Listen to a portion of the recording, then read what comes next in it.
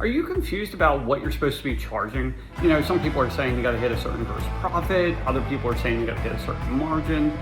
Let me show you how to actually price your job so you make the money you need to and actually work less than you did last year. All right, so this spreadsheet will tell you exactly what you need to know. So first you're going to put in your business expenses, whatever you're paying, you know, your office staff, advertising, warehouse, all that kind of stuff. So this, we're going to pretend it's $200,000 per year. Your salary goal, whatever you want to make per year.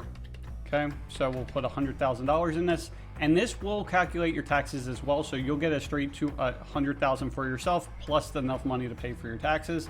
Number of crews, if you're running one crew. Number of working days. We work all year, and I factor off of 4 days a week.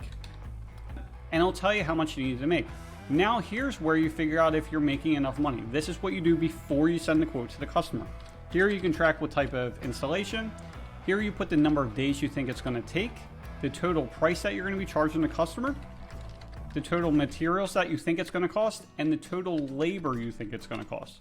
So before you even sent this, you needed to make, if you see here, $1,563. Well, you're only making $1,500, so that's not enough. So now you got to raise your prices. How much? Well, just keep on messing with it. Oh, there we go, $8,200. Now you're in the green, so you're good to go. You can send that quote. After you're done doing the job, that's where you start tracking to see how well you're doing. So you put in the number of days. Did it take you 2 days or was it like 3? If it was 3, you'll notice it turned red. The reason why it turned red is anything more than what you projected, well then it's going to turn red, so then you can easily see where you screwed up.